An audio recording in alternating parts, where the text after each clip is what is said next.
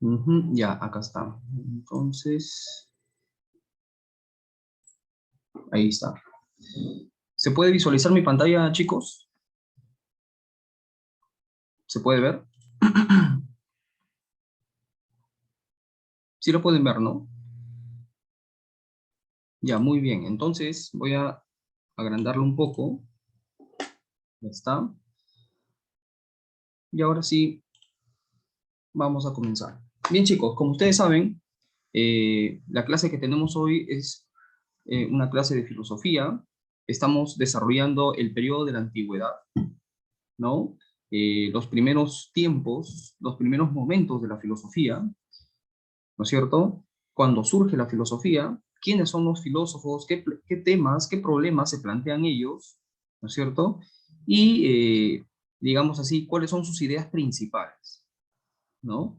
En este caso nos toca ver a este filósofo Sócrates, que es muy conocido dentro del campo de la filosofía, ¿no? No solamente por, digamos, por ser un filósofo griego, sino que sus ideas han trascendido y justamente a Sócrates siempre se le recuerda, ¿no es cierto? ¿Ya? Siempre se busca volver a recuperar las ideas de Sócrates, revalorar su pensamiento, etcétera, etcétera, ¿no? Muy bien, entonces, en base a eso, hoy día vamos a tener una clase muy interesante que tiene que ver con este gran filósofo, ¿no es cierto? Y esto es muy importante para poder comprender toda la línea de desarrollo de la filosofía antigua, ¿no? De la filosofía griega, ¿ya? Bueno, entonces vamos a continuar por acá. Listo. Bien, vamos a entrar a ver entonces el segundo periodo de la filosofía antigua, de la filosofía griega. Para poder ubicarnos en esta época y entender estos periodos, primero vamos a hacer una especie de esquema general acerca de la filosofía y su desarrollo, ¿no? Miren, la filosofía, eh, a través de su desarrollo histórico, ¿no? Que como ustedes saben surge en Grecia y se desarrolla hasta la actualidad. Entonces la filosofía ha sido clasificada eh, según la periodización de la historia, ¿no? Recuerden ustedes que así como la historia universal se divide en edad antigua, edad media, ¿no? Edad moderna y edad contemporánea, así también la filosofía se ha dividido en esos periodos, ¿no? Hablamos de una filosofía antigua, una filosofía de la Edad Media, la filosofía medieval, hablamos de la filosofía moderna y también hablamos de la filosofía contemporánea, ¿no es cierto? Cuando hablamos de filosofía antigua, nos estamos refiriendo principalmente al periodo de la filosofía griega, ¿no? Desde que surge la filosofía con los primeros filósofos que se ocupan de explicar la naturaleza, el universo, el origen de todas las cosas, ¿no es cierto? ¿No? Hasta, digamos, Platón, Aristóteles y las escuelas finales de la filosofía antigua, ¿no? Que también se va a desarrollar más adelante, ¿no es cierto? Luego vendría la filosofía de la Edad Media, filosofía medieval, que es básicamente el pensamiento cristiano, ¿no? Fundamentado filosóficamente. Y después de eso tendríamos la filosofía moderna, que se inicia con Descartes, ¿no? Pasando por filósofos muy importantes como Kant, Hegel, etcétera, y así hasta llegar a la filosofía contemporánea, ¿no? Esto les digo para que ustedes tengan un marco general, ¿no es cierto? Y se puedan orientar. Ahora miren, dentro de la filosofía antigua, que es la época de la cual nos estamos ocupando ahora, ¿no? Hay varios periodos también. El primer periodo sería la filosofía cosmológica, ¿no es cierto? O la filosofía, digamos, presocrática, donde aparecen los primeros filósofos tratando de explicar el cosmos, la naturaleza y el fundamento de todas las cosas, ¿no es cierto? ¿Ya? En ese periodo cosmológico estaban, por ejemplo, ¿quiénes? Pitágoras, Tales de Mileto, ¿no? Heráclito, Demócrito, ¿no es cierto? ¿Ya, chicos? Y ahora, en el periodo antropológico, ¿no es cierto? Vamos a ver a otros personajes distintos, principalmente a Sócrates, ¿ya? Después de este periodo cosmológico en la cual los primeros filósofos tratan de explicar la naturaleza y su principio, ¿no? Viene un segundo periodo en la filosofía antigua llamado el periodo antropológico. Ahora la pregunta es, ¿y por qué este periodo que vamos a ver ahora se le llama antropológico? ¿Mm? ¿Por qué recibe el nombre de periodo antropológico, chicos? Miren, ¿por qué creen ustedes?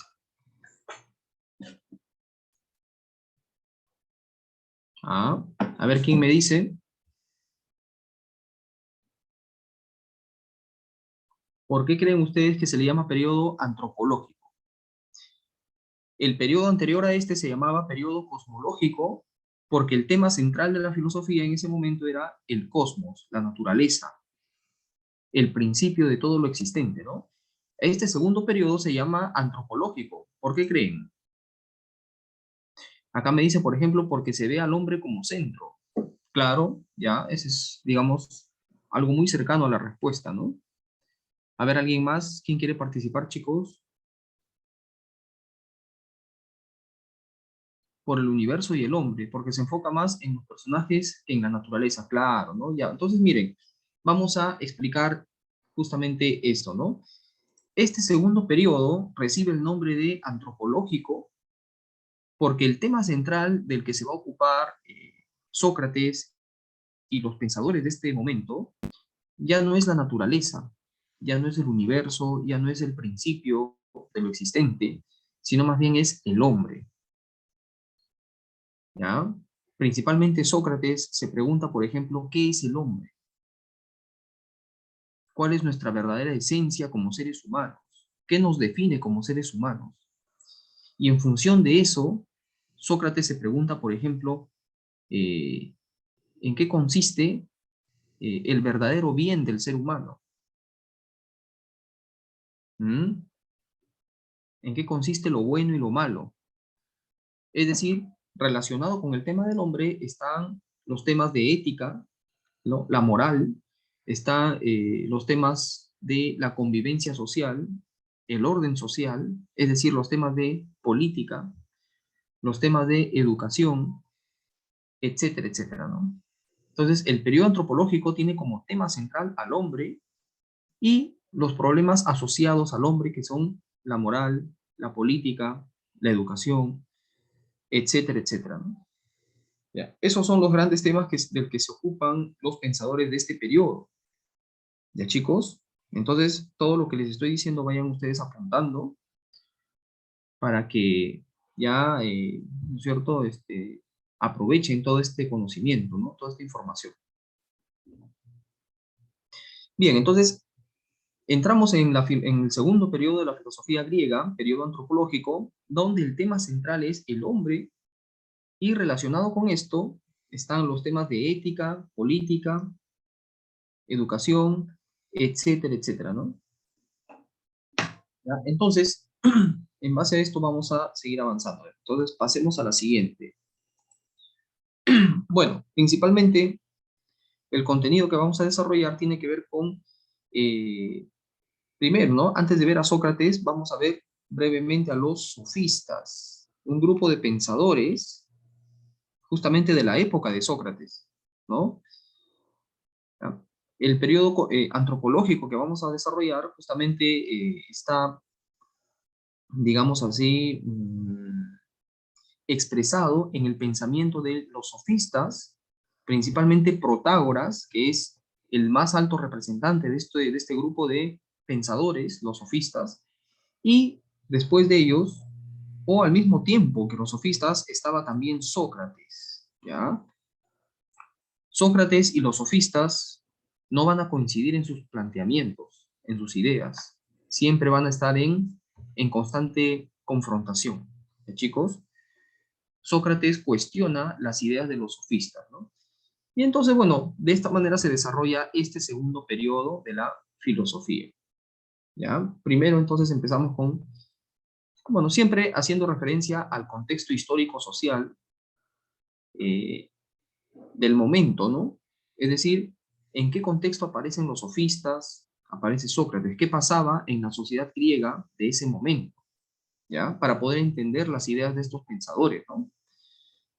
Chicos, entonces, a ver, muy atentos aquí y siempre tomando nota, por favor. Y si tienen alguna duda, pueden ir preguntando a través del chat, ¿no? Bien, miren, a ver.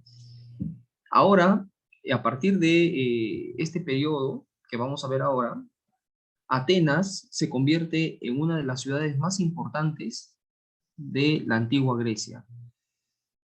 Estamos ya situados en el siglo V antes de Cristo y en este momento Atenas alcanza un gran esplendor, un gran desarrollo económico, político y cultural. Se convierte en una de las ciudades más importantes del mundo griego, ¿ya? Entonces, sobre todo, el desarrollo cultural que va a alcanzar, ¿no? ¿Por qué? Porque ya en Atenas se está desarrollando, por ejemplo, la poesía, las tragedias. Hay grandes escritores de tragedias. Se desarrolla también, por ejemplo, sobre todo el tema político, la democracia. La democracia se consolida aquí con Pericles, ¿no? El siglo de Pericles, ¿no? Y fundamentalmente las ideas que van a florecer en este periodo a cargo de personajes tan importantes como Sócrates o, por ejemplo, los sofistas, ¿ya? Sin embargo, al mismo tiempo que Atenas alcanza este gran apogeo económico, social, político, cultural, también luego de eso empieza su lenta caída, ¿no es cierto? Es decir, Atenas poco a poco entra en una especie de crisis política, en una especie de crisis económica. ¿Ya, chicos? ¿Ya? Entonces, es un momento muy breve en la historia de esta ciudad llamada Atenas, ¿no? Atenas se convierte en la ciudad tan, digamos, más importante en ese momento, tanto así que todos los sofistas se van a concentrar en Atenas. La mayoría de ellos viaja a Atenas y se establece ahí, ¿no? ¿Por qué? Porque en Atenas los sofistas son muy requeridos. Ya vamos a ver por qué son bastante solicitados los sofistas. ¿Por qué creen ustedes? A ver, chicos, este grupo de pensadores conocidos como sofistas eran bastante solicitados en la ciudad de Atenas. ¿Por qué o para qué? ¿Mm? ¿Quién me dice? A ver, por su inteligencia, porque eran maestros, ya, eso está un poquito mejor, porque eran maestros, los solicitaban para enseñar, ya, nos estamos acercando, muy bien, para educar, claro, también. Miren, vamos, justamente esto nos permite entrar en el tema de los sofistas, ya. Vamos a ver quiénes eran los sofistas y a qué se dedicaban ellos, ¿no? Bueno, primero les explico antes, este periodo antropológico también es conocido como el giro antropológico, es decir, la filosofía que al inicio abordaba temas de la naturaleza, ¿se acuerdan? Que vimos a los primeros filósofos desarrollando, preguntándose acerca del origen del cosmos, del origen o el principio de todo lo existente, ¿no? Querían explicar la naturaleza. Ahora se abandona este tema y se pasa al tema del hombre, ¿no? Es decir, pasamos a una temática humanista.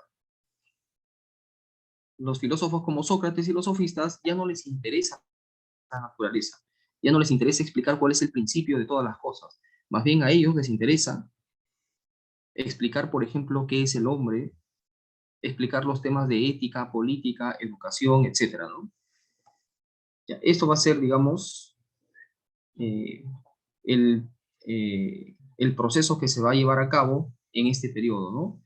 El giro antropológico, ¿no? ¿Ya, chicos? Bien, entonces, el tema central, como les dije, es el hombre, ¿no? El ciudadano. Y principalmente, en el ser humano hay algo que los sofistas y Sócrates discuten bastante, el problema de la virtud. ¿Qué es la virtud? ¿O qué significa ser virtuoso? ¿En qué consiste la virtud?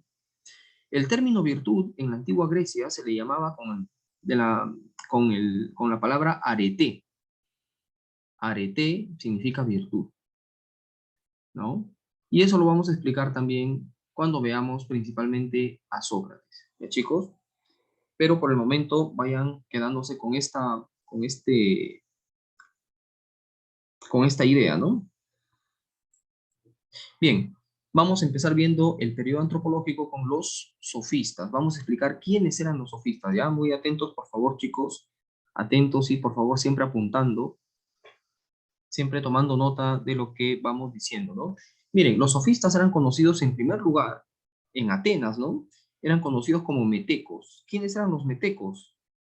¿O a quiénes se les llamaba así?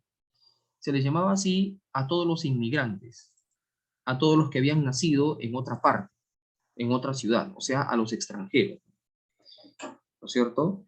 Eran metecos. Quiere decir que la mayoría de sofistas no era de Atenas, sino que llegaban y se establecían ahí. ¿Y por qué, profesor? Porque los atenienses, la población de Atenas, solicitaban los servicios de los sofistas. ¿Qué servicios brindaban los sofistas? Aquí están sus servicios, miren. Los sofistas eran maestros, se dedicaban a la enseñanza. ¿Qué cosa enseñaban ellos? Ellos enseñaban lo que es el arte de la palabra, el arte de la expresión. Ellos enseñan todo lo que es oratoria, retórica, el arte de la discusión, del debate, ¿no? La oratoria, por ejemplo, saber expresarse frente al público, ¿no? Saber utilizar palabras adecuadas para elaborar un discurso llamativo, impactante, por ejemplo, ¿no?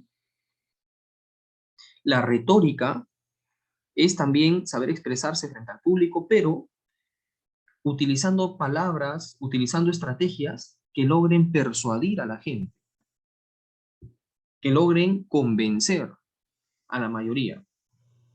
La retórica busca persuadir o convencer a los demás. ¿Ya? Enseñan también otra técnica llamada erística. Vayan tomando nota de eso también. La erística, chicos. ¿Qué cosa es la erística? Erística es el arte de la discusión, el arte del debate, saber ganar un debate con el manejo de la palabra. Entonces, ¿por qué la gente de Atenas requería a los sofistas? Porque querían aprender oratoria, retórica, ¿no? Todo lo que es el arte y el manejo de la palabra, ¿no es cierto? ¿Y por qué querían eso ellos? ¿Por qué les interesaba aprender estas técnicas? ¿Por qué creen ustedes? ¿Mm?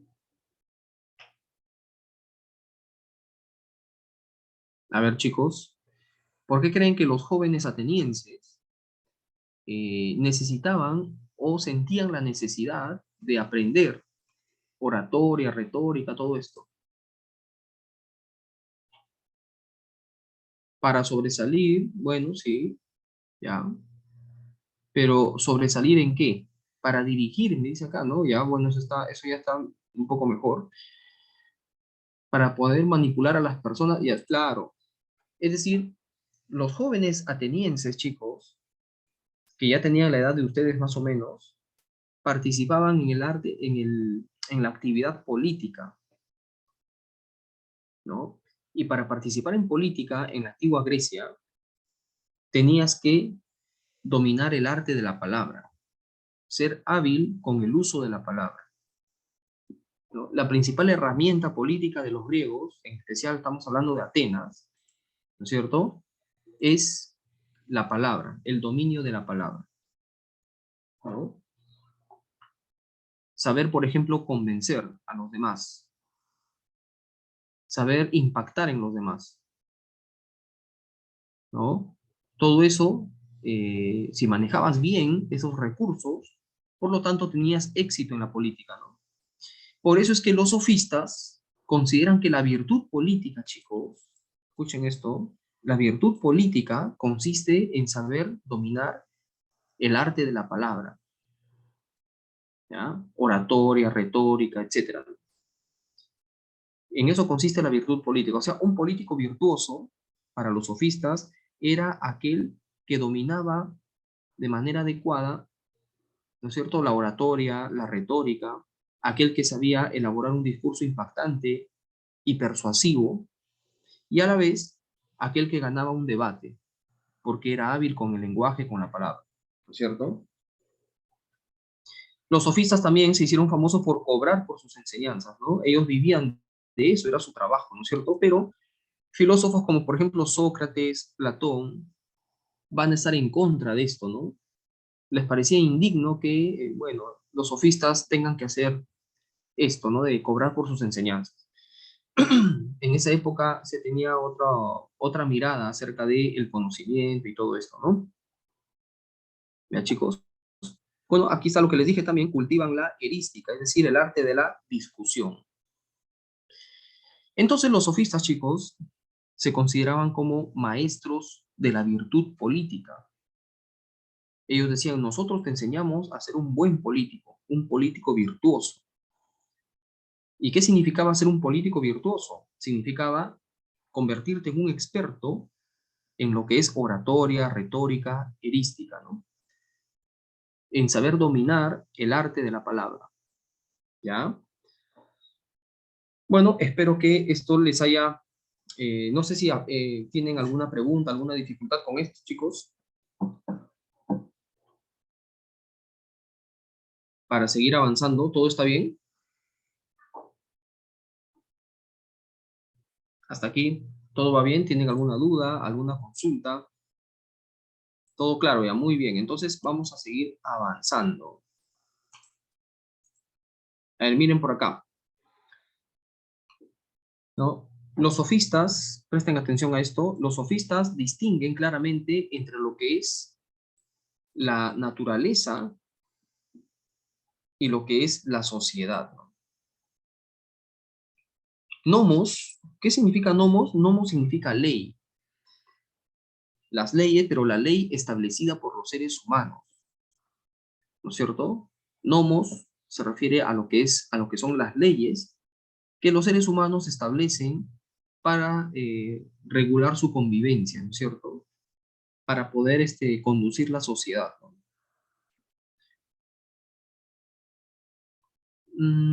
Ajá, por ejemplo, acá me preguntan, ¿por qué Grecia fue muy importante en lo filosófico? ¿Por qué? Porque primero que en Grecia surge la filosofía, es el lugar de origen de la filosofía, ¿no? Y segundo, porque las ideas que desarrollan los griegos sobre los diversos temas filosóficos, ¿no es cierto? Ya sea sobre ética, sobre política, sobre, sobre el hombre, etcétera, son ideas que han trascendido, o sea, son válidas, podríamos decir que en general son muy útiles para todas las épocas de la historia, ¿no? Los griegos, el pensamiento de los griegos se va a convertir en una fuente de inspiración para poder desarrollar ideas sobre el ser humano, sobre los temas de moral o ética, sobre el política, etcétera. Principalmente, ¿quiénes? Sócrates, Platón y Aristóteles, ¿no? Que son los tres grandes filósofos de la antigüedad, de los griegos. Bien, entonces, como les decía, los sofistas distinguen entre lo que es, lo que son las leyes establecidas por los seres humanos, ¿ya? Que sería el nomos, y otra cosa sería la naturaleza, la physis. La naturaleza, como ustedes saben, tiene sus propias leyes, funciona de una manera distinta, ¿no? Entonces, acá viene un detalle muy importante que deben tomarlo en cuenta. ¿Cuál es? El hecho de que para los sofistas, ¿no?, los valores establecidos, las normas establecidas en la sociedad, las costumbres que practicamos, ¿no es cierto?, son relativas a cada pueblo, son relativas, son convencionales. No es algo que esté dado por naturaleza. La idea del bien o del mal, ¿no? La idea de lo que es correcto o incorrecto, la idea de lo que es bueno o malo, la idea de lo que es bello o feo, todo eso es algo relativo, depende de cada pueblo, depende de cada cultura, depende de cada sociedad. Lo que es bueno para nosotros, para otro pueblo puede ser malo. Lo que es bello para otra cultura, para nosotros puede resultar feo, ¿no? Quiere decir entonces que los valores, las normas, ¿no? Las costumbres son relativas, no son universales. ¿Se dan cuenta? Eso se llama también relativismo. El relativismo, entonces apunten bien esto, el relativismo es la postura filosófica de los sofistas. Ellos son relativistas, es decir, para ellos eh, las ideas éticas o morales como el bien, el mal, ¿no? Los valores estéticos como por ejemplo lo bello y lo feo, ¿no? Todo esto es relativo, ¿no? Las normas que practicamos, las costumbres, etcétera, todo esto es relativo, depende de cada cultura, depende de cada pueblo. Los valores también cambian.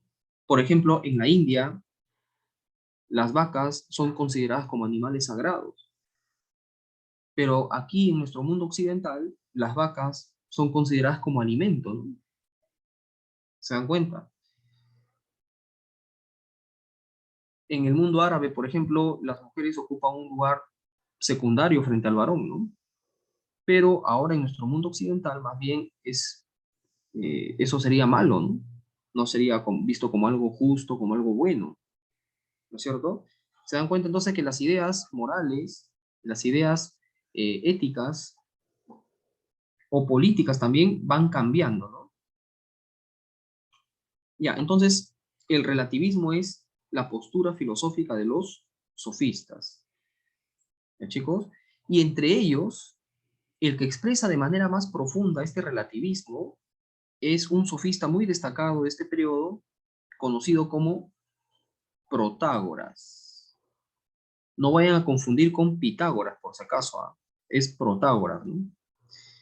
Protágoras expresa el relativismo de los sofistas a través de una conocida tesis denominada como homo mensura, ¿ya? La tesis del homo mensura. Profesor, ¿y esto qué significa homo mensura? Es una palabra en latín que significa el hombre como medida, ¿no? Y que expresa justamente una doctrina relativista. ¿Cuál es la tesis del homo mensura? Es la que se encuentra acá arriba, chicos, miren. Ahí está. La tesis del homo mensura. ¿Qué dice la tesis del homo mensura? Nos dice que el hombre es la medida de todas las cosas. A ver, ¿cómo interpretarían ustedes eso? ¿Qué interpretación le dan a esto, no? El hombre es la medida de todas las cosas. A ver, ¿quién me dice? ¿Mm? ¿Cómo interpretamos eso, chicos? A ver, nadie participa. Ah, que el hombre es el centro del universo, me dice acá uno de sus compañeros. ¿Qué más puede ser? A ver. ¿Mm? El hombre es el determinante de todas las cosas. Ya, eso está también un poco mejor. Ya, muy bien. ¿Qué más podría ser? El hombre es la medida de todas las cosas. A ver, ¿cómo lo interpretan? Sin el hombre las cosas podrían ser diferentes. También, bueno, van por ahí, ¿ah? Ya están, se van acercando, ¿no? El hombre es el ser que en su búsqueda del saber termina denominando leyes, ¿no? Ya, también. Miren, la idea es esta. Cuando se dice que el hombre es la medida de todas las cosas, significa que el hombre es el que determina, el que establece cómo son las cosas, ¿no? Las cosas son entonces según cómo lo percibe el ser humano, según cómo el hombre las percibe, El hombre, entonces, establece cómo son las cosas en función de cómo las percibe, en función de cómo las siente, ¿no? Las cosas son como cada uno las percibe. A eso se va a llegar con esta doctrina, chicos. Si decimos el hombre es la medida de todas las cosas, significa que cada uno de nosotros determina cómo son las cosas según su percepción. Entonces, las cosas son como cada uno las percibe. ¿Y esto a qué nos conduce? A un relativismo. ¿Por qué? Por lo siguiente, si decimos que las cosas son como cada individuo, como cada sujeto las percibe, entonces vamos a tener una gran diferencia, ¿no es cierto?, acerca de cómo son las cosas. ¿Por qué? Porque, por ejemplo, cada sujeto, cada individuo percibe las cosas de una manera distinta. La percepción varía de persona en persona. Por ejemplo, ¿qué pasaría si estamos en un salón y vemos que la pizarra es verde? Pero ¿qué pasa si viene un alumno y dice, profesor, yo veo la pizarra amarilla? ¿Mm? O sea, para nosotros es verde, pero para él es amarilla. Entonces, ¿quién tiene la razón ahí? Por ejemplo, ahorita en este momento, para algunos hace calor y para otros hace frío, ¿no? ¿Quién tendría la razón ahí? ¿Cuál sería la solución que da Pitágoras a ese problema? Perdón, Protágoras. No confundamos Pitágoras con Protágoras. Pitágoras es el filósofo presocrático y Protágoras es un sofista, ¿no?, que estamos viendo ahorita. ¿Cuál sería la diferencia entonces? Por ejemplo, ¿no? Yo digo, para mí hace calor, para otro hace frío. ¿Quién tiene la razón? A ver, chicos. Es relativo, me dice acá, ¿no? Los dos, ya muy bien, claro. Esa es la postura de los sofistas. A eso van a llegar los sofistas.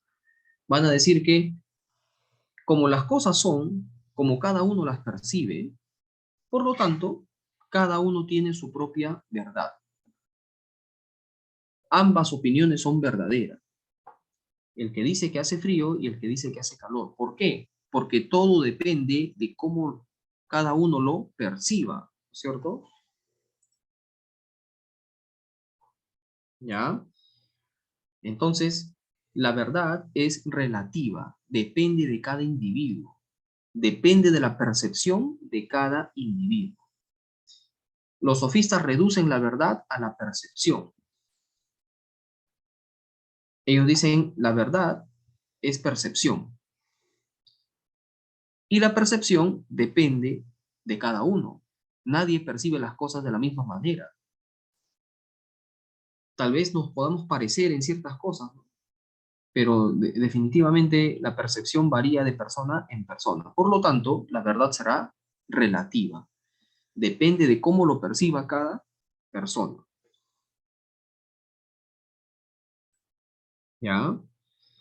Entonces, ¿no?, cada uno tiene su propia verdad. Los sofistas van a llegar al punto de decir que toda opinión es válida. ¿Por qué? Porque depende de la percepción de cada sujeto. ¿Ya, chicos? Entonces, eso es lo que ustedes tienen que aprender de los sofistas, ¿no? El relativismo. Para ellos la verdad es relativa, depende de cada individuo. Cada individuo tiene su propia verdad, ¿no? Además, también los sofistas, perdón, Protágoras en especial, desarrolla el método de las antilogías. ¿Y esto en qué consiste, profesor? Las antilogías.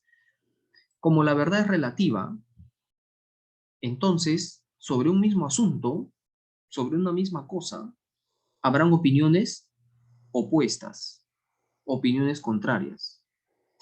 Pero esas opiniones opuestas o contrarias eh, no son falsas. No es que una sea verdadera y la otra sea falsa, porque acabamos de decir, ¿no?, que toda opinión es verdadera, toda opinión es válida. Entonces, lo que se puede hacer es utilizar convenientemente estas opiniones opuestas. Hay que saber utilizarlas convenientemente, ¿no es cierto?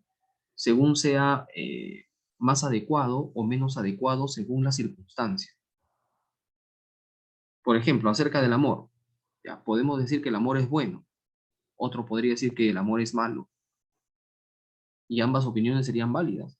Entonces, de lo que se trata es saber usarlas en las circunstancias adecuadas. Hay que buscar siempre lo conveniente, según los sofistas, ¿no? En cada una de las opiniones. ¿Ya? Y otro detalle de Protágoras es el desarrollo de un pensamiento en el aspecto religioso, ¿no? Él se declara agnóstico, es decir, que no se puede saber realmente si los dioses existen o no existen, ¿no? El hombre no puede llegar a saber, a tener una idea clara sobre la existencia de los dioses. Acerca de los dioses, nada se puede saber, ¿no? Si existen o no existen, ¿no es cierto? Entonces, ese es el agnosticismo que Protágoras va a desarrollar, chicos. ¿Ya? Bueno, estas son las ideas fundamentales de los sofistas y en especial de Protágoras, ¿no? Justamente aquí estamos viendo el relativismo, ¿no? Toda opinión es válida. Cada uno tendrá su propia opinión de las cosas según su percepción, ¿no? Y además toda opinión es válida, ¿no es cierto? Y las antilogías, como les dije, consiste en que acerca de un mismo asunto se pueden decir ideas opuestas, ¿no? Positivas o negativas. Y hay que saber utilizar estas opiniones en función de nuestra conveniencia. ¿Ya? Chicos, bueno, entonces de esta manera resumimos el pensamiento de Protágoras, ¿no? Ahora vamos a entrar más bien a estudiar a un personaje muy importante, digamos que este es el más importante de la filosofía, digamos, de este periodo, del periodo antropológico. Justamente, Sócrates tiene una gran importancia en el pensamiento griego, que toda la filosofía griega ha sido dividida tomando en cuenta a este personaje. Por eso hablamos de una etapa presocrática, los primeros filósofos, ¿no? Antes de Sócrates, y una etapa posterior a Sócrates, ¿no es cierto? Quiere decir que Sócrates es el personaje que divide la filosofía griega en dos momentos, ¿no? Antes de Sócrates y después de Sócrates. Después de Sócrates estarían quienes, Platón, Aristóteles y algunas escuelas filosóficas posteriores conocidas como escuelas helenísticas, ¿no? ¿Ya? Entonces veamos cuál es la importancia de Sócrates, qué planteaba Sócrates, qué cosa criticaba Sócrates a los sofistas y qué cosa planteaba o promovía Sócrates, ¿no? Veamos aquí los aspectos fundamentales de su pensamiento. Antes de entrar a Sócrates, chicos, no sé si tienen alguna duda, alguna dificultad, alguna pregunta tal vez.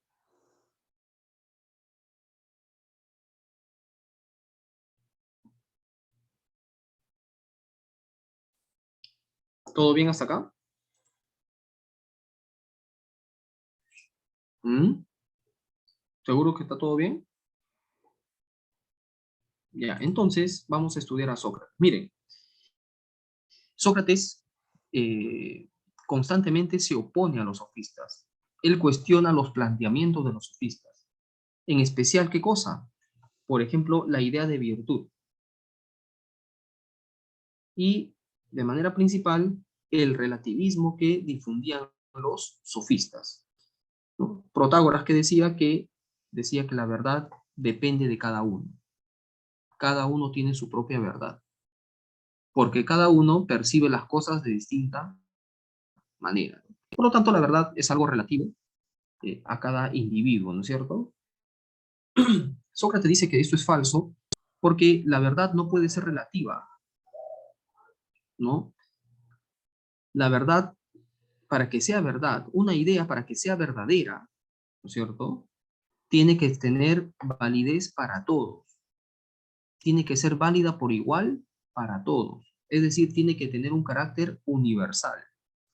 No puede ser relativa. No puede ser solamente válida para mí, ¿no es cierto? La verdad debe tener un carácter universal. Así como las matemáticas, por ejemplo, cuando tú dices 2 más 2 es igual a 4, esa es una verdad universal. No es que dependa de mí o que sea verdadero para mí, no. Es una verdad universal, ¿no? 2 más 2 es igual a 4, tanto en China como en la India, como en Rusia, como en Perú, etc. Y en cualquier época, ¿no? Para los incas, para los egipcios, 2 más 2 era igual a 4. Entonces la verdad debe ser universal. ¿Qué significa esto? Que es la misma para todos. No puede ser relativa, ¿ya? Por eso Sócrates cuestionaba a los sofistas, ¿no? Por ejemplo, ¿qué cosas cuestionaba de los sofistas? Decían que promovían un falso saber, cobraban por enseñar. Y su relativismo, el relativismo de los sofistas, va en contra de los intereses de la comunidad, ¿no? Claro, ¿por qué? Porque miren, si decimos que la verdad es relativa, entonces también lo bueno y lo malo es relativo, depende de cada uno. Para mí lo bueno es esto, y para otra persona lo bueno puede ser lo contrario. Entonces eso promovía una división, ¿no es cierto? Una comunidad no puede funcionar cuando cada uno tiene su propia verdad. ¿Ya? Bueno, entonces sigamos avanzando, ¿no? Ya, estos son algunos aspectos esenciales de Sócrates. Pero antes de llegar a ese punto, primero reforcemos esto. Para Sócrates, la verdad, chicos, y vayan apuntando esto, ¿no? La verdad es universal. Sócrates decía, por ejemplo, la idea del bien es una sola. No es que dependa de cada uno, ¿no? Que para mí lo bueno es esto, para otro lo bueno es tal otra cosa, etcétera, ¿no? Sino que el bien es es el mismo para todos. La idea de justicia es la misma para todos. Es una verdad universal. Y así con las demás verdades, ¿no? ¿Y dónde se encuentran esas verdades según Sócrates? Sócrates decía que esas verdades están en el alma de cada persona. Cada persona ya nace con esas verdades en su alma y que son las mismas que están en el alma de todas las personas. Es decir, la idea del bien con la cual yo he nacido es la misma idea del bien que tiene otra persona en su alma. Y así con la idea de justicia, y así con la idea de lo bello, lo feo, etcétera, etcétera, ¿no? Son verdades que ya están dentro de nosotros y que nosotros debemos descubrir por nosotros mismos. Eso decía Sócrates. La verdad ya nace con uno, en el alma, la llevamos en el alma, está en nuestro interior, y nosotros mismos debemos descubrirlas. Por ejemplo, cuando tú dices que algo te parece bueno o malo, para que tú califiques una cosa como buena o mala, es porque tú dentro de tu alma ya tienes la idea del bien. Porque si no, ¿cómo calificarías algo como bueno o malo? Para que hagas eso es porque dentro del alma ya llevas la idea del bien. Para que tú califiques algo como bello o feo, ¿no? Es porque en tu alma ya se encuentra la idea de la belleza.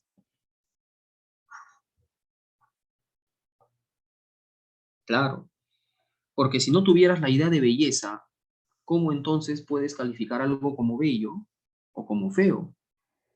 ¿No es cierto? ¿Se dan cuenta lo que decía Sócrates? ¿Mm? Bueno, chicos, entonces, esto planteaba justamente nuestro amigo Sócrates, ¿no? Y esas verdades que están dentro de nosotros, nadie nos lo va a enseñar, decía Sócrates.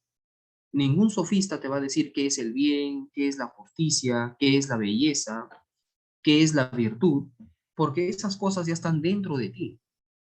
Entonces, tu gran tarea como ser humano es descubrir esas verdades que están dentro de tu alma. ¿Ya? Entonces, bueno, vamos dejando este punto aquí para, ¿no? Lo vamos dejando señalado, luego lo vamos a retomar para ir avanzando, ir pasando a otra parte que es el intelectualismo moral de Sócrates. Pero esto se relaciona con una idea del hombre, chicos. ¿Ya?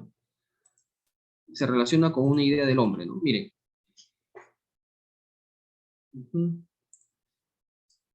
Sócrates decía que la esencia del ser humano, miren, esta parte es muy interesante y muy importante también.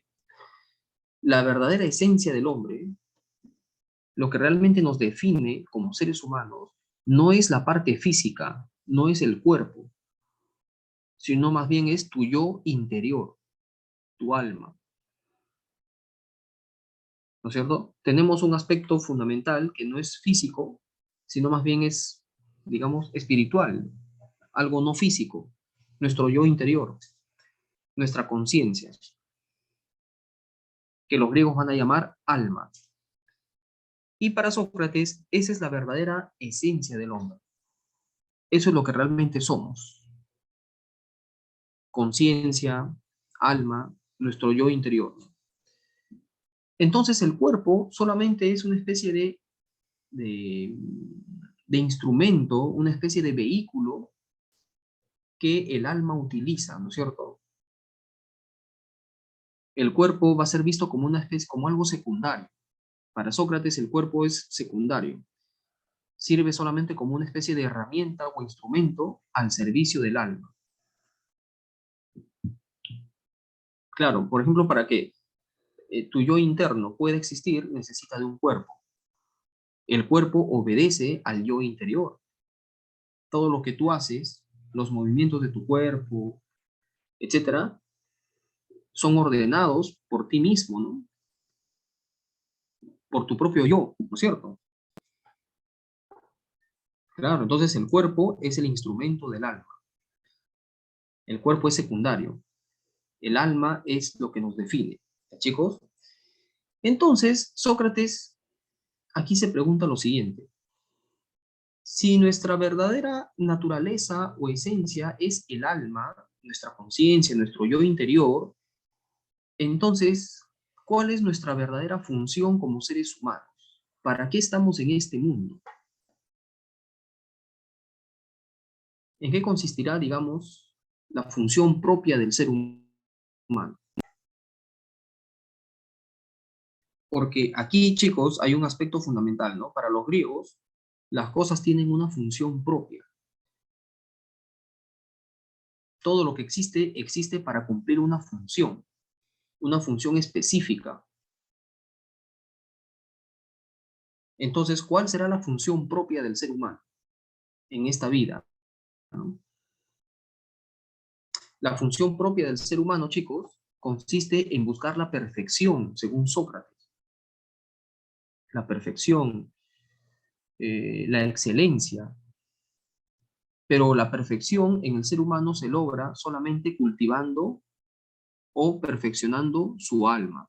¿Por qué? Porque ya acabamos de decir que el alma es la verdadera esencia del hombre. O sea, lo que tú eres no es tu cuerpo, sino más bien tu alma. Entonces, perfeccionarse significa perfeccionar el alma, perfeccionar tu conciencia, tu mente, tu yo interior. Y la pregunta sería, ¿y cómo perfeccionamos el alma? ¿De qué manera se perfecciona el alma? ¿Mm? A ver, chicos, ¿qué me dicen?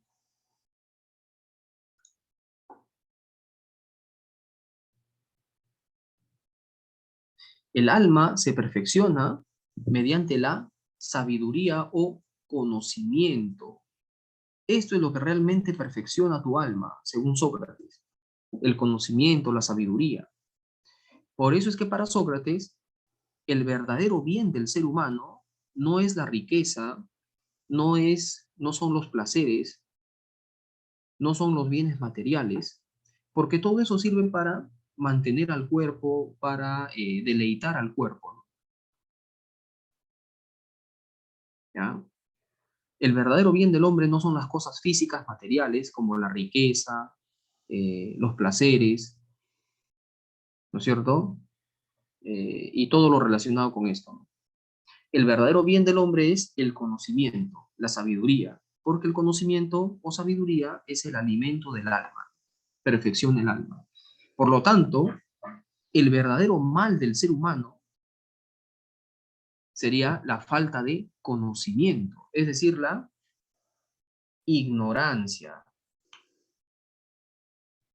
¿Ya, chicos? No sé si me están comprendiendo en esta parte. Quisiera saber, para poder reforzar, si es que existe alguna, algo que no esté claro, ¿no? ¿Mm? Todo claro, ya muy bien. Entonces sigamos avanzando. Entonces acabamos de decir que para Sócrates el verdadero bien del ser humano no tiene que ver con la riqueza, con los bienes materiales, con los placeres, sino más bien con el conocimiento o la sabiduría. ¿Ya? Por lo tanto, de ahí nomás se deduce, ¿no?, que el verdadero mal del hombre no es tanto la pobreza, no es tanto no sé, las condiciones difíciles o adversas que encontramos en la vida, sino el verdadero mal es la ignorancia, la falta de sabiduría, la falta de conocimiento. ¿Ya? Ya, eso es entonces lo que se ha llamado en Sócrates como intelectualismo moral. Sócrates asocia la moral, es decir, el bien, ¿no?, al conocimiento, a la sabiduría. ¿Ya, chicos? Por eso es que Sócrates va a decir que las cosas malas que el hombre hace en la vida, las malas acciones que cometemos, que realizamos, no es porque en el fondo seamos malos por naturaleza o porque tengamos una mala intención de hacer daño al otro, etc. Si actuamos mal, dice Sócrates, si nos comportamos mal, eso se debe a la ignorancia, a la falta de conocimiento. Es decir, por ejemplo, un delincuente que le roba un celular en la calle a una persona, ese delincuente no es que quiera hacer mal a otro, no es que tenga una mala intención, sino que el delincuente actúa así porque no tiene sabiduría, no tiene conocimiento, actúa de esa manera por ignorancia. ¿Ya? Las cosas malas que hacemos, por ejemplo, aquí la corrupción de los políticos, ¿no? Entran, roban y siguen, quieren volver a entrar una segunda, una tercera vez para seguir robando, etcétera, etcétera, ¿no? Y los empresarios que están detrás ahí corrompiendo a los políticos, ¿no es cierto?, para obtener su beneficio también. ¿Ya? Todos, ¿por qué, según Sócrates, qué diría Sócrates? ¿Por qué actúan así? ¿Por qué obran mal? Actúan así por ignorancia, diría Sócrates. ¿Ya? Por falta de conocimiento. Es decir, estos señores, un delincuente cuando roba, eh, cree que está haciendo bien, cree que lo que está haciendo es algo que le conviene hacer. ¿Se dan cuenta? Al robar un banco, por ejemplo, un delincuente, ¿no? Y se va con $1.000.000. El delincuente cree que esa acción le favorece, le conviene. ¿Pero por qué cree eso? Porque en el fondo es un ignorante. Desconoce el verdadero bien del ser humano. Cree que la plata, el dinero y todo lo que pueda conseguir con el dinero es algo bueno para él. Pero eso es falso. Eso pasa porque este personaje desconoce cuál es el verdadero bien del ser humano. Entonces actuamos mal por ignorancia. ¿Ya? Bien, chicos, entonces eso es, digamos, lo que se llama intelectualismo moral en Sócrates, ¿no?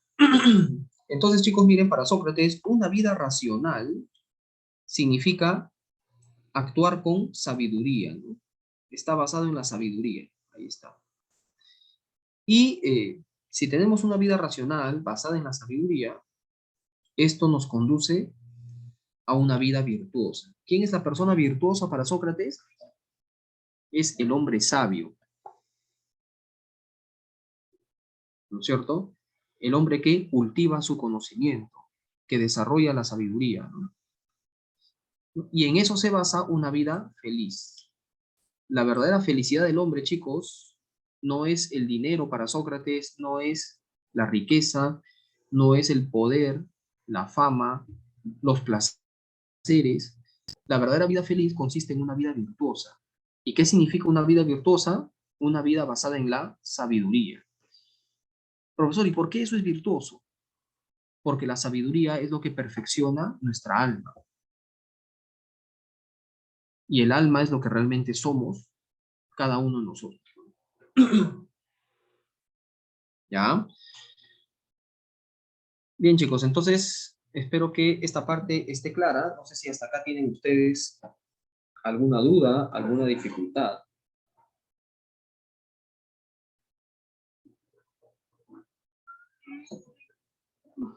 No sé si esta parte está bien. ¿Tienen dudas? ¿Tienen alguna pregunta? Ya, entonces sigamos avanzando, ¿no? Justamente en esta parte vamos a entrar a ver, vamos a entrar a revisar el procedimiento o el método que Sócrates eh, desarrollaba o aplicaba, digamos, en la búsqueda de la verdad, ¿no? Recuerden que para Sócrates la verdad es una sola, es la misma para todos. La verdad no es relativa, no es que cada uno tiene su propia verdad, no. La verdad es la misma para todos. La idea del bien, la idea de justicia o la idea de belleza es la misma y se encuentra en el alma de cada uno de nosotros. O sea, ya la tenemos adentro, digamos, ¿no?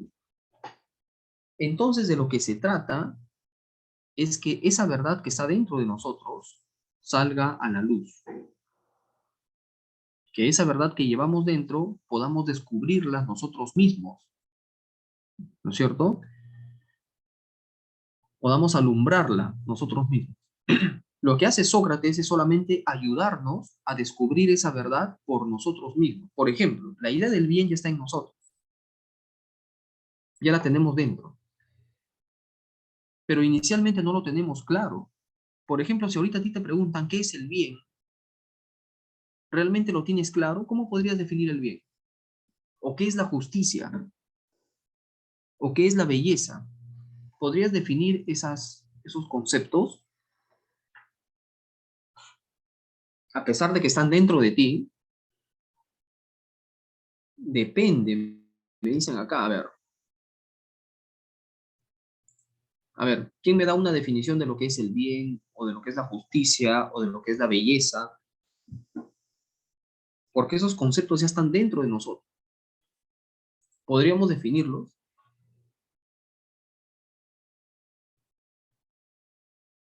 Ah,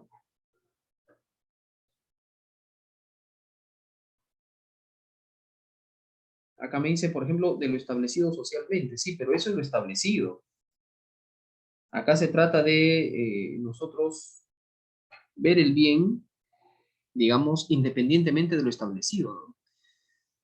Porque inclusive lo que está establecido socialmente se basa en una idea del bien. A ver, chicos, nadie puede dar una definición. Claro, ¿y por qué? Porque parece fácil. Creemos que tenemos la verdad, ¿no? Pero en el fondo no lo tenemos claro. O sea, esa idea del bien, así como las demás ideas, las tenemos dentro de nosotros, pero no lo tenemos claro. Está algo así como oculto. Por ejemplo, acá me preguntan, ¿el bien sería algo que nos beneficie? Sí, pero eso sería relativo. Lo que le beneficia a uno no es lo mismo que le puede beneficiar a otro. Entonces el bien ahí sería relativo, ¿no? ¿Se dan cuenta? ¿Mm? Acá, por ejemplo, me dice que el bien es hacer las cosas de buena manera y correcta, pero acá, cuando dices hacer las cosas de buena manera y correcta, estás presuponiendo la idea del bien. Justamente la idea que quieres definir la estás presuponiendo acá. Entonces, te volverían a preguntar, ¿pero qué significa hacer las cosas de buena manera? O hacer las cosas de manera correcta. ¿Mm? ¿Se dan cuenta, chicos, que no es tan fácil? Nosotros decimos, ¿no? Que el bien es esto o el bien, ¿no? Calificamos las cosas como buenas, malas, etcétera, pero cuando tratamos de averiguar qué es el bien, ahí viene el problema. ¿Mm? ¿Se dan cuenta? Entonces, por eso Sócrates dice, esos conceptos, esas ideas ya están dentro de ti, son las mismas para todos. Lo que pasa es que no lo tenemos claro, están algo así como ocultas en nuestro interior, ¿no? ¿Ya?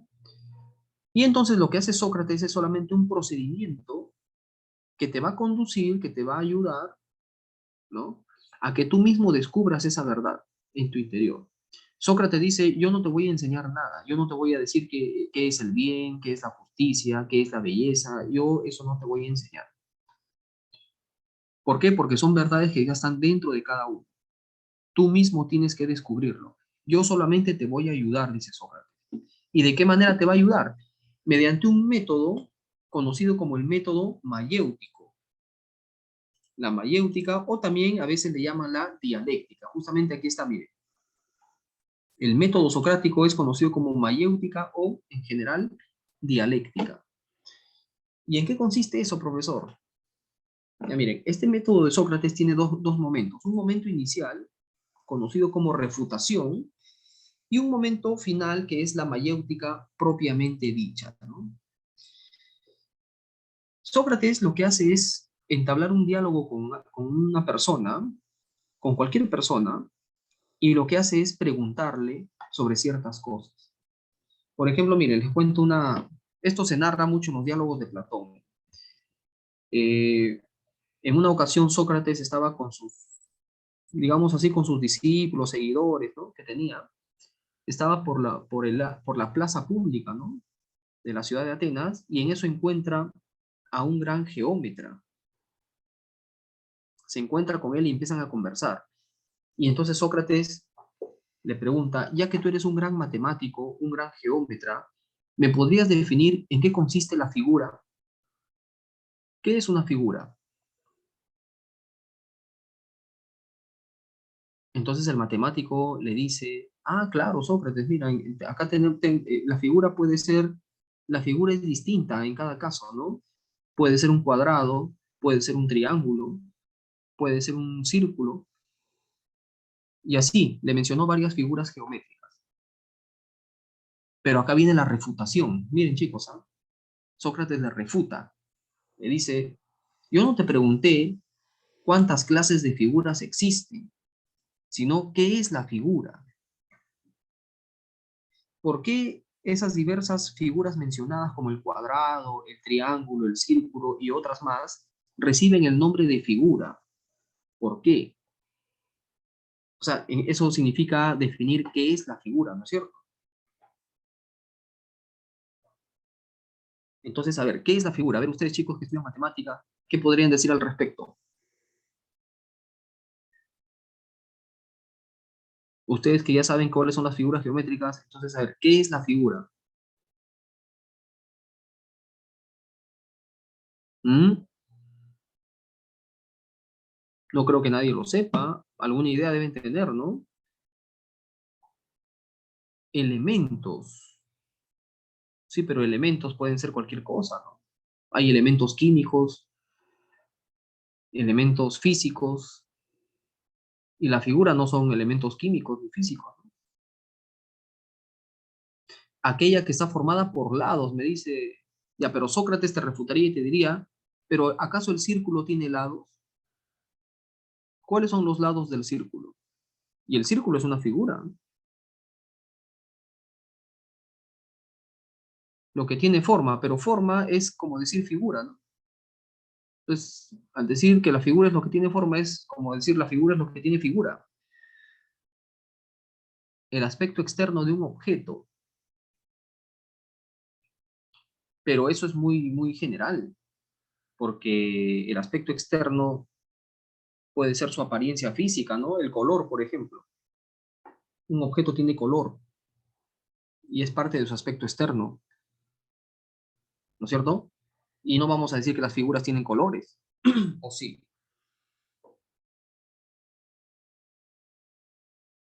¿Ah? ¿Se dan cuenta, chicos, que no es tan fácil definir eso? Pero Sócrates le dice, ¿no? Y así le seguía refutando, así. Cada respuesta que daba el matemático, Sócrates le decía, no, pero no es así, por esto, ¿no? Ya. Entonces, al final, ¿qué sucede? El interlocutor, o sea, en este caso el matemático que hablaba con Sócrates, se rinde y dice, ¿sabes qué, Sócrates? Yo pensaba en que yo sabía, ¿no? Que yo tenía claro en qué consiste la figura, pero ahora me doy cuenta que no sé, ¿no? Así también en otra ocasión, por ejemplo, se encuentra con un general, y un general del ejército ateniense, ¿no? Muy destacado. Y en eso, conversando con Sócrates, Sócrates le pregunta, ya que tú eres un gran general destacado, ¿no? Entonces, ¿me podrías definir en qué consiste la valentía? ¿Qué significa ser valiente? El general le dio varias respuestas, ¿no? Ser valiente significa, por ejemplo, no rendirse, no retroceder, avanzar siempre, varias respuestas. Entonces Sócrates le dice, yo no te pedí que me dijeras cuántas clases de valentías hay, sino qué es la valentía. Y así el general daba más respuestas y Sócrates de nuevo, no, pero no es esto, no es así. No es... Entonces Sócrates le iba refutando. Este momento de la refutación es importante porque hace que la persona, el interlocutor, reconozca su propia ignorancia. ¿Se dan cuenta? La idea es que la persona, en este primer momento, reconozca su propia ignorancia. Esta persona al inicio piensa que sabe, que tiene una idea clara sobre un concepto, pero Sócrates le hace reconocer su ignorancia. Todas esas ideas que creía que eran verdaderas sobre ese concepto, el personaje, el interlocutor, lo reconoce como algo falso. ¿Se dan cuenta? Y una vez que te liberaste de esas ideas falsas, reconociendo tu ignorancia, entonces ahora sí la verdad que está dentro de ti, la idea que está dentro de ti, la verdad, puede salir a la luz de manera libre, ¿no? Y entonces ahí hablamos de la mayéutica. La mayéutica sería el segundo momento en la cual ya que te has liberado de las ideas falsas, ahora la verdad entonces se asoma libremente, ¿no? La verdad nace de ti mismo. Sócrates nunca te da la respuesta. Él no te dice la figura es esto, el bien es esto, la valentía consiste en esto. No, Sócrates nunca te da ninguna respuesta. ¿Por qué? Porque la verdad aflora de manera natural desde tu interior. ¿Ya, chicos? Eso es la mayéutica, ¿no? Entonces, en eso consistía el método socrático. Preguntar y refutar. Preguntar y seguir refutándole al interlocutor para que éste reconozca su propia ignorancia y luego la verdad pueda salir libremente dentro de ti. ¿Ya? En eso consiste, chicos. Bueno, y acá finalizando, para finalizar y entrar ya en el tema de las preguntas, que es lo más importante, acá hay unas pequeñas frases que Sócrates dejó, ¿no? Y que reflejan, digamos, algo muy importante en el pensamiento de Sócrates. Por ejemplo, dice, una vida sin reflexión no merece ser vivida. En otras traducciones, esto también se traduce, bueno, se dice, una vida sin búsqueda no merece ser vivida. ¿Qué significa esto?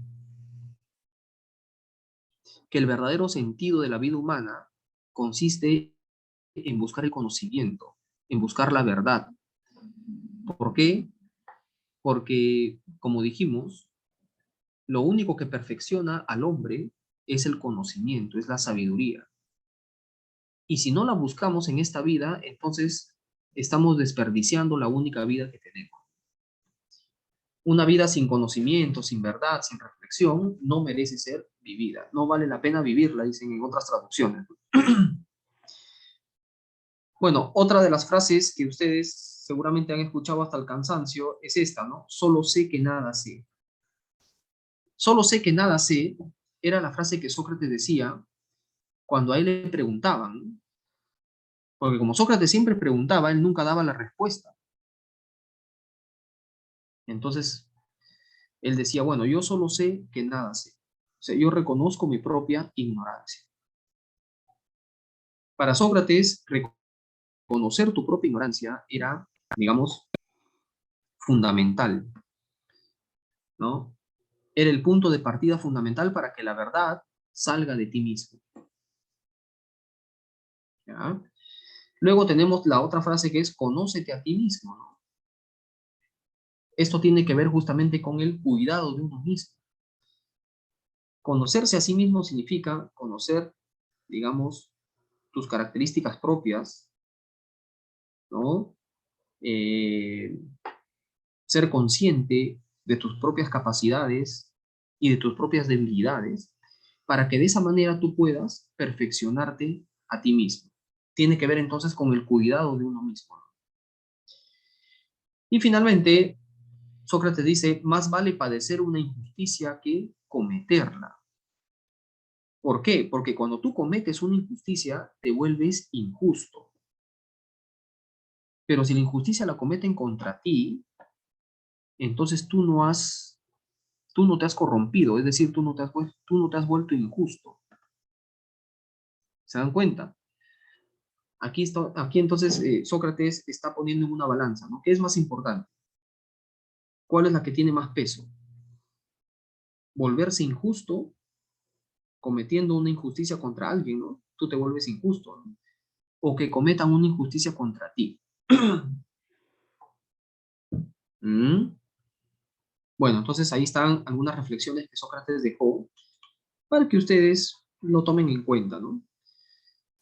Bien, chicos, con esto hemos terminado nuestra clase de hoy, pero inmediatamente pasamos a las preguntas, porque de lo que se trata es de aplicar todo este conocimiento, todo lo que hemos aprendido hoy día, en la solución de las preguntas, ¿no? Voy a compartir mi pantalla. ¿Se puede visualizar aquí mi pantalla, chicos? ¿Mm? ¿Sí?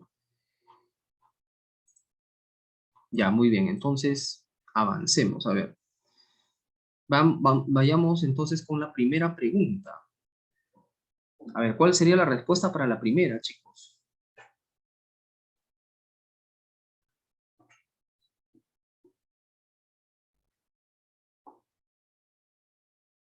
A ver, ¿quién me da una idea?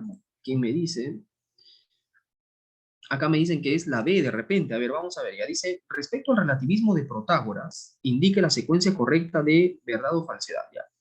¿Solo mi opinión es verdadera?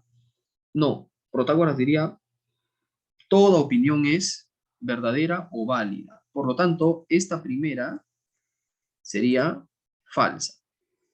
La segunda sería verdadera, ¿eh? Toda opinión individual es válida, ¿no? Esta es verdadera. Y la 3 dice, solo existen verdades subjetivas, claro. ¿Por qué? Porque la verdad depende de cada uno, de cada sujeto, según la percepción de cada sujeto. Por lo tanto, la verdad es subjetiva, ¿no? 2 y 3.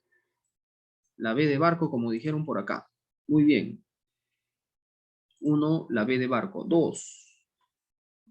De acuerdo con el pensamiento de, no es posible hallar conocimientos y valores universales, idénticos para todos los sujetos. A esa doctrina se le conoce como, a ver cuál sería la respuesta. Está claro, creo yo, no, la pregunta no está tan complicada. Miren, de acuerdo con el pensamiento de alguien, no es posible hallar conocimientos y valores universales. O sea, las verdades universales no son posibles. ¿Cómo se llama esta doctrina?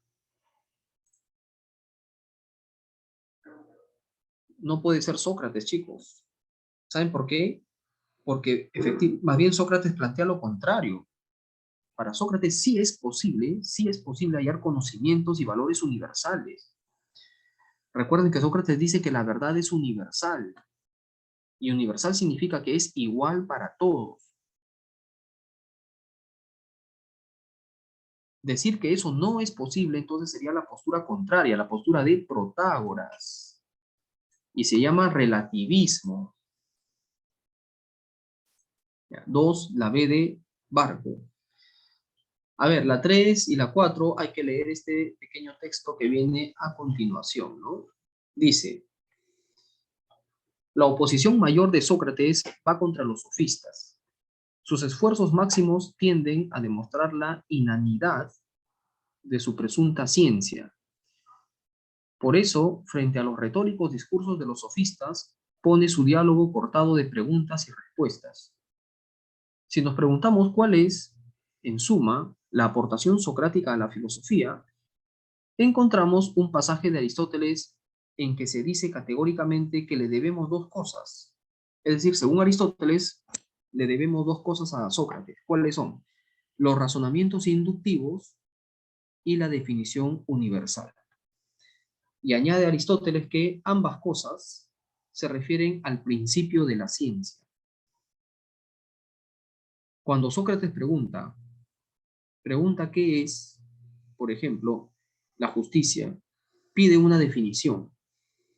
Definir es poner límites a una cosa y por ello decir lo que algo es, su esencia. La definición nos conduce a la esencia y al saber entendido como un simple discernir o distinguir, sucede por exigencia de Sócrates un nuevo saber como definir, que nos lleva a decir lo que las cosas son, a descubrir su esencia. De aquí arranca toda la fecundidad del pensamiento socrático, vuelto a la verdad, centrado nuevamente en el punto de vista del ser, de donde se había apartado la sofística. Es decir, lo que buscaba Sócrates, chicos, era principalmente definir lo que una cosa es. Y definir lo que una cosa es buscar su esencia, ¿no? Justamente los sofistas habían apartado de eso. Ya, entonces, en función de esto, la pregunta 3 dice, en el fragmento citado, el término inanidad se entiende como...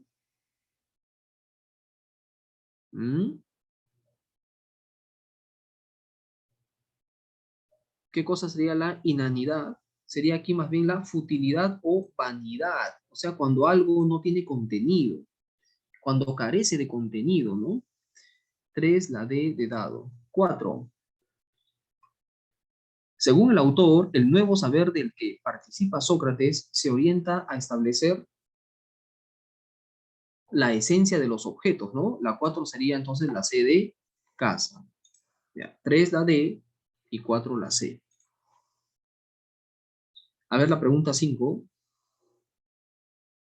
Dice, en el juicio y condena de Sócrates por impiedad, uno de los cargos presentados por sus adversarios en su contra fue el de, bueno, brevemente, ¿no? Sócrates, sus enemigos, los enemigos políticos que se habían, digamos, que Sócrates había alcanzado, ¿no? Condenan a Sócrates inventándole ciertos cargos. Uno de ellos es el cargo por impiedad, es decir, Sócrates estaba introduciendo nuevos dioses en Atenas, ¿no es cierto? Faltándole el respeto a los dioses atenienses, ¿no? Esa es la impiedad, más o menos. Entonces, uno de los cargos fue, ahí está, ¿no? Introducir nuevos dioses a la ciudad. Acá sería entonces la A de avión. 5, la A de avión. 6. Bueno, acá tenemos un pequeño texto. Dice, el alma solo puede alcanzar la verdad si está preñada de ella. Es decir, si la verdad ya está dentro del alma, ¿no? En efecto, tal como hemos comprobado, él se declaraba ignorante y negaba con decisión el estar en condiciones de comunicar a los demás un saber, o por lo menos un saber constituido por unos contenidos determinados. Pero al igual que la mujer que está embarazada necesita de la comadrona para dar a luz, o sea, de la partera, ¿no? También el discípulo que tiene el alma encinta, o sea, el alma preñada, ¿no?, por la verdad, requiere una especie de comadrona espiritual que ayude a que la verdad salga a la luz. Claro, Sócrates, él mismo se calificaba como un partero de ideas. Él te ayudaba a parir las ideas, ¿no? A dar a luz las ideas que estaban dentro de ti. Bueno, entonces el texto hace referencia a qué? Al método mayéutico, chicos, porque justamente la mayéutica consiste en eso, ¿ya? En parir nuevas ideas, es decir, dar a luz las ideas que están dentro de nosotros. Y Sócrates cumplía el papel aquí de partero de ideas. ¿Ya? Acá sería entonces la A de avión. La 7, a ver, veamos. Es posible que alguna forma de competición oratoria del tipo que enseñaban los sofistas llegara a convertirse en un espectáculo más dentro de los grandes festivales atléticos y religiosos de Atenas, con asistencia de público y premio para el vencedor. Según Diógenes Laercio, Protágoras aseguraba que sobre toda cuestión había siempre dos argumentos contrapuestos, y que sus artes oratorias le permitían convertir el más débil en el más fuerte. O sea, el argumento más débil lo podía convertir en el argumento más fuerte, ¿no? Con relación a la práctica argumentativa de Protágoras, el texto hace referencia al denominado método. ¿Cuál era el método de Protágoras, chicos? Las antilogías. Aquí está, la C de casa.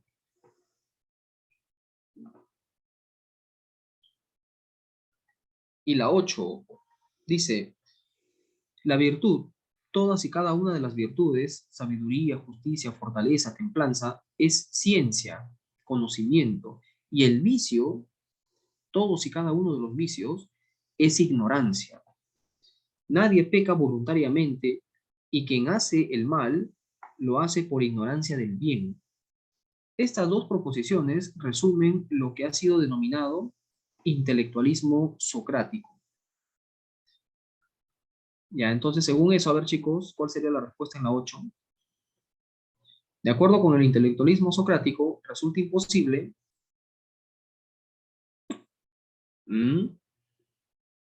conocer el bien y no realizarlo. Claro, porque desde el momento que tú conoces el bien, entonces vas a actuar correctamente. El hombre actúa mal porque desconoce el bien. Pero si tú conoces el bien, es imposible que no lo realices, es imposible que no lo hagas. De todas maneras lo vas a hacer. Ya, 8, la C de casa. A ver, entramos a la práctica 2, chicos. La primera dice, ¿cuál es el método que fue creado por Protágoras para ser usado en las discusiones? ¿Qué método creó Protágoras, chicos? Estamos en la pregunta 1 de la práctica 2. El método de las antilogías. Eso lo hemos explicado. Ahí está. 1, B de barco. 2. La frase solo sé que nada sé, de Sócrates, busca afirmar que el hombre sabio, el hombre sabio es aquel que reconoce su propia ignorancia, es decir, sabe que no sabe, ¿no? Ahí está. 2, la D. 3. Unos pandilleros mataron a un joven para robarle su celular. De acuerdo con Sócrates, ellos hicieron eso ¿debido a qué? ¿Por qué actuaron mal? Por la ignorancia, ¿no? La C de casa, entonces. Y la 4, a ver, veamos qué dice la 4.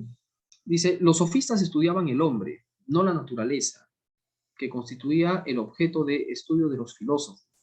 A diferencia de estos, que se servían de razonamientos deductivos basados en primeros principios, los sofistas eran fundamentalmente empíricos, y la finalidad de su actividad era la de un conocimiento subjetivo para propósitos prácticos, el dominio sobre los hombres y la vida, en lugar de apreciar el conocimiento por sí mismo, como hacían los filósofos. Se infiere desde la perspectiva de los sofistas que el conocimiento, claro, debe tener un fin práctico, ¿no? No les interesa el conocimiento por sí mismo, sino el fin práctico que puede tener el conocimiento. Acá sería la D de dado. Bien, chicos, entonces hemos desarrollado aquí nuestra práctica, ¿ya? Bueno, espero que, no sé si hasta acá tienen ustedes alguna duda, alguna inquietud, alguna pregunta, tal vez, alguna dificultad que podamos explicar o resolver, algo que de repente no esté claro. ¿Mm? Bueno, yo les recomiendo, chicos, que esta práctica lo vuelvan a hacer ustedes ya teniendo las claves, ¿no? Pero sin verlas, ¿no es cierto? Vuelvan ustedes sobre las mismas preguntas y traten de responderlas, ¿no? ¿Ya? Y también les recomiendo, por ejemplo, que en nuestras clases no se queden solamente con la imagen de la diapositiva, sino que ustedes tienen que apuntar todo lo que estamos explicando. ¿Por qué? Porque hay mucha información que va fluyendo, ¿no? Que se viene mencionando, que se viene expresando, y entonces ustedes tienen que estar atentos para ir apuntando algunas cosas importantes que se pueda ir mencionando, chicos.